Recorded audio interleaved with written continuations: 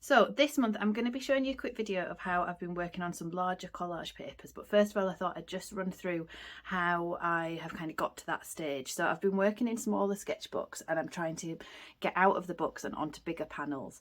So I've been working on these panels which are, I mean they're not huge, they're 30 centimetres by 30 centimetres, not massive at all, but there's different challenges with working out of the book. I've been experimenting with using different types of paper and sticking them down onto the surface, and I've really enjoyed these two that I made, but I kind of felt like I wanted a bit more freedom in the collage papers. The collage papers are quite sort of static and I wanted some energy in there as well. Rather than just drawing over the top of them, I wanted the collage papers to actually have some of the freedom that I find in my books that I've made.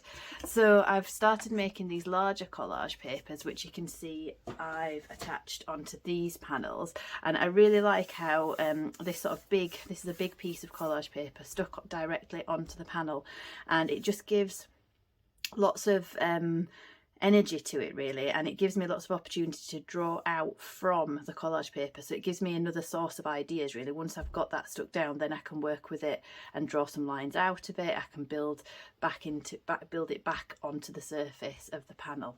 So I'm going to have a play around with making some more of these large collage papers, and yeah, you can watch over my shoulder as I do that. So before I get started, I'm just going to run through the collage papers and the materials that I've been using to make them. So these are some of the more sort of finished papers I'm working on. It's cartridge paper, it's really nice and thick, it's about 220 GSM, and these are A3. Now I said these were larger collage papers, obviously they're not massive, but they are bigger than what I'm used to working on. So my next step after I've worked on these A3 ones is I've got some nice big sheets of A2 paper and some A1 paper, and I'm going to have a go at making some of these on that paper as well and just really scale it up a bit. So these are ones that are a bit more sort of finished, if you like. They've had quite a lot of layers, and these started off because I was using up my paint from my palette. At the end of a session I would just grab some of this paper and start just making marks with the leftover paint from my palette, and then I've kind of added layers on top of it with oil pastel and some chalks and some Stabilo, all crayon as well. These are the water soluble ones, that's a black one, and I've started using them already. And I just really like how you can kind of flip between different pieces of paper when you're making them, and just how they've got a lot more freedom than when I'm working with sort of smaller papers. I love this one because I've left a lot of the areas white in it, and it just gives space for all these other bits to breathe, and you really notice these lines and the marks on it as well. So on these ones, these are ones that are maybe just one or two layers. I finished these, I worked on these the other day, I didn't finish them, they're not finished, they need a lot more layers adding on top of them. So I was just using up paint from my palette, and I'm going to work on these ones today and just build some layers and show you how I'm doing that. So I'm using, as I said, just basic oil pastels. I've also got some of the Neocolor Caran d'Ache water soluble crayons as well. I've got some photos on hand as well, which I'd like to just kind of have around so that I can get some ideas of patterns and shapes from them. So I'll put those out.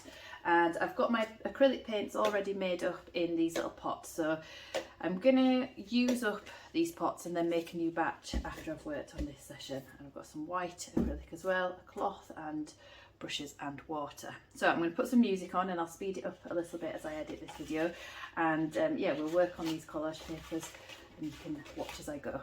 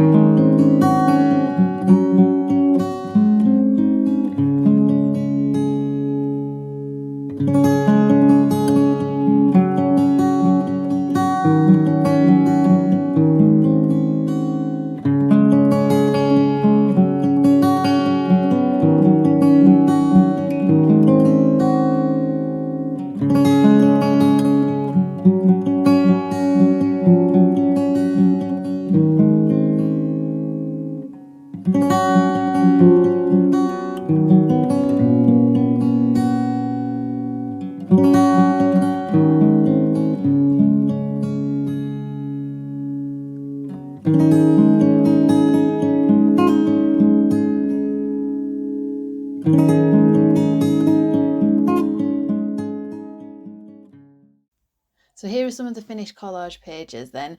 I really love this way of working because it just gives you freedom to explore lots of different ways of making marks. You can explore different colour schemes, and there's no right or wrong way with it. You've got to remember that when you're making these, you're not making a sort of finished painting as such.